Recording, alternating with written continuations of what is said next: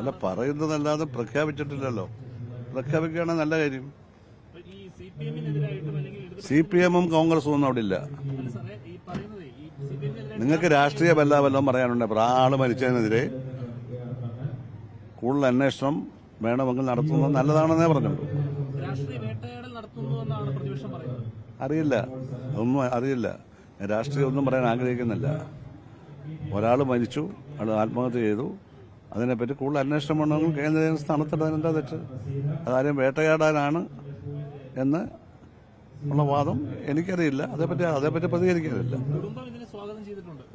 കുടുംബം സ്വാഗതം ചെയ്തുകൊണ്ടല്ല ഞാനും സ്വാഗതം ചെയ്തത്. ഇത് അറിഞ്ഞുകൊണ്ടല്ലോ. നിങ്ങൾക്കിപ്പോൾ രാഷ്ട്രീയമാക്കണമല്ലേ? ശരി, അത് അന്വേഷിക്കുന്നത് നല്ലതാണെന്നല്ല ഞാൻ പറഞ്ഞത്. അത്രയേ ഉള്ളൂ. പലതവണ പറയണ്ടല്ലോ. എനിക്ക് യാതൊരു മറുപടിയും പറഞ്ഞില്ല. ഞാൻ വ്യക്തിപരമായിട്ടൊന്നും അദ്ദേഹത്തെ അധിക്ഷേപിച്ചിട്ടില്ല. പ്രസ്താവന വായിച്ചു നോക്കിയാൽ മതി. ഞാൻ അദ്ദേഹത്തെ വ്യക്തിപരമായിട്ടൊന്നും ആക്ഷേപിച്ചില്ല. ഒരു MLA-യുടെ പ്രിവിലേജ് എന്താണെന്നുള്ളത് എല്ലാവരും മനസ്സിലാക്കണം. ആ പ്രിവിലേജ് ലംഘിച്ചു. എനിക്ക് പ്രിവിലേജ് കമ്മിറ്റിക്ക് പരാതി കൊടുക്കാം. ഞാൻ കൊടുത്തില്ല. ഞാൻ എഴുതി വെച്ചതിലും കുട്ടനാട് MLA ഞാൻ അതിൽ പെടുത്തിയില്ല. ഉദ്യോഗസ്ഥനായി സൂപ്രണ്ടിംഗ് എഞ്ചിനീയറെ പിടിച്ചിരിക്കുന്നത്.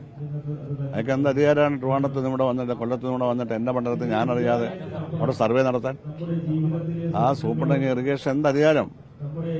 അയാളെ MLA കൂട്ടിക്കൊണ്ടുവന്നല്ലേ. ഞാൻ MLA-യെ പറ്റി ഒന്നും എന്റെ പരാതി പറയുന്നില്ല.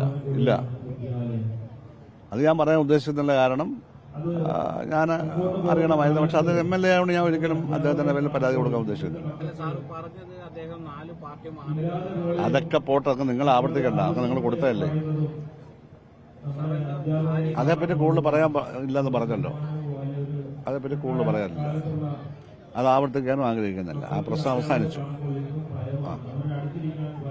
ഓരോ മണ്ഡലത്തിൽ നമ്മൾ പോകുമ്പോൾ നമുക്ക് വെറുതെ പോകാം. നമ്മളൊരു കാര്യം അന്വേഷിക്കാൻ പോകുമ്പോൾ അവിടുത്തെ MLA-യോട് പറയണം. അത് റൂളാണ്. ആ റൂൾ ലംഘിക്കുന്നത് നല്ലതല്ല. പക്ഷെ എന്റെ സഹപ്രവർത്തകനായുള്ള MLA ആയതുകൊണ്ട് ഞാൻ പരാതിയായിട്ട് പോകുന്നില്ല. അതാണ് പറഞ്ഞത്. അതവിടെ വെച്ച് അവസാനിച്ചു. അതല്ല, അവിടെ വെച്ച് അവസാനിച്ചു.